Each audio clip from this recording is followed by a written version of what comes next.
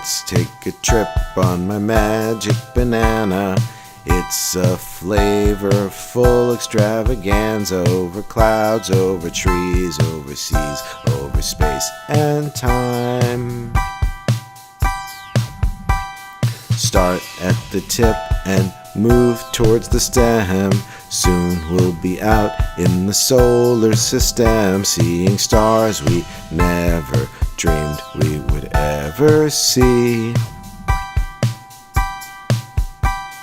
Let's take a trip on my magic banana. Let's take a trip on my magic banana.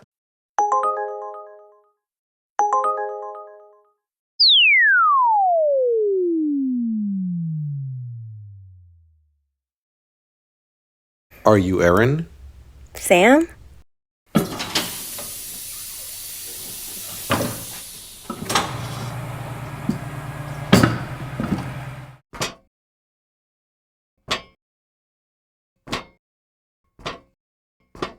It says we're going to Eagle Rock Brewery. Is that correct?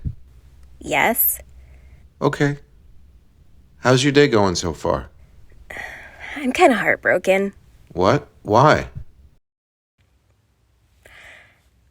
There's this guy and I'm so in love with him and he's never going to be in love with me and I can't let him go and he's not texting me back and I just know he's out with someone else right now and it's killing me. He will text me back later and pretend it's not happening or it never happened or whatever so as not to hurt my feelings, but I know.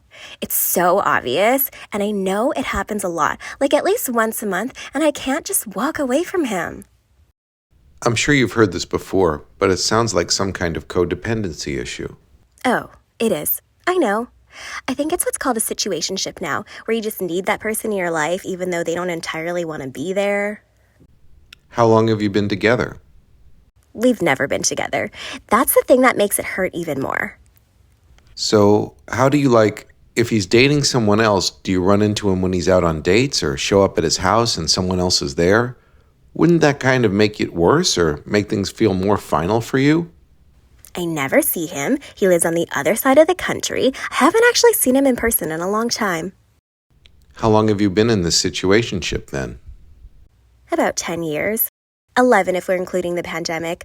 But they say that the first year of the pandemic doesn't really count. So you've been in an imaginary relationship with someone for a decade, and you're upset that in real life they're dating other people? It's not imaginary. We talk every day. Well, we text every day. We only talk about once or twice a year. The situationship feels real to you because of the daily texts and the occasional calls, but there's a part of you that knows that this isn't the kind of relationship you actually want or need, right? It's almost like you're holding on to a version of him that fits into your life, but it's not reflecting what's really happening. It's like I'm in love with the idea of him, the version of him that texts me and makes me feel special, but that's not enough, is it? It's like I'm waiting for something that's never going to happen. Why are you even telling me this? I have no one else to tell. My friends are sick of hearing about him. They won't even listen anymore. Everyone feels bad for me, but I can't seem to meet anyone else. There were a couple times where I met guys and went out with them and didn't tell him, and it secretly felt really good. Like it almost felt like some kind of weird revenge. One time I told him and he said he was happy for me, which was that was 5 years ago and I still don't know what to make of it. Have you tried just not talking to him? Yeah, and then he comes running back to me for attention. Every once in a while, it was like a stalemate, and I caved after a few days. I've tried all kinds of different ways of dealing with it, like talking at him and not listening to him on purpose, or just ignoring him, or listening to him and letting him know I care. But no matter what, it just ends up at the same place. I've lived in LA for about 9 years now, and he's never come to visit or offered me a plane ticket to come visit him. He's done everything imaginable to show me he doesn't care while still demonstrating that he does care. It's starting to drive me a little crazy, I guess. This whole situation sounds like it was kind of crazy to begin with. You're not wrong. What is that down there? It's the Krispy Kreme in Burbank. Why are there so many cars in line for Krispy Kreme? Wasn't that popular 30 years ago? Yeah, it's funny. It's always like that. I guess some people are in a situationship with Krispy Kreme. How so? They know it's never going to live up to their expectations of a good donut. They know there are other donut shops, but they just keep going back. They don't just go back, but they wait in line, get upset when they are sold out, run through a whole spectrum of emotions over this relationship that they have with Krispy Kreme that is never going to satisfy them. So you're comparing me to a Krispy Kreme donut? No, you're more of a honey-dew donut. I don't know what it is. Like, are you saying I'm super sweet? No. In New England, people are fanatical about Dunkin'. It's one of those places that some people have their whole identity tied up in going to Dunkin' every morning. Hardcore consumerism type of stuff. Okay, but what's honeydew? Honeydew is like the less expensive and lower quality competitor. Sure, some people are fanatical about it, but not a lot. And those who are usually from places where there was a Honeydew and no Dunkin'.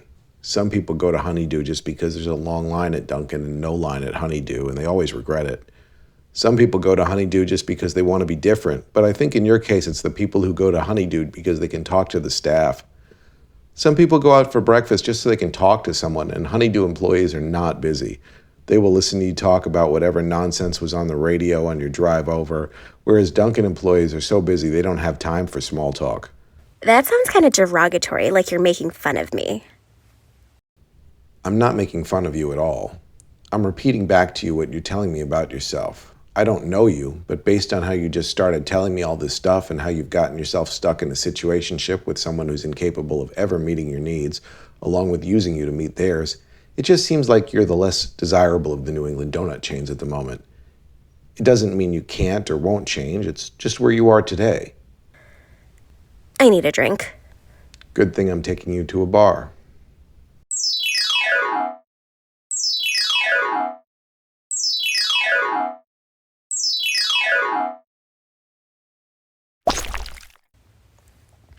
Do you want to come have a drink with me? I can't. Besides, it's a bar full of people. I'm sure you'll find other people to talk to. Yes, but they won't be you.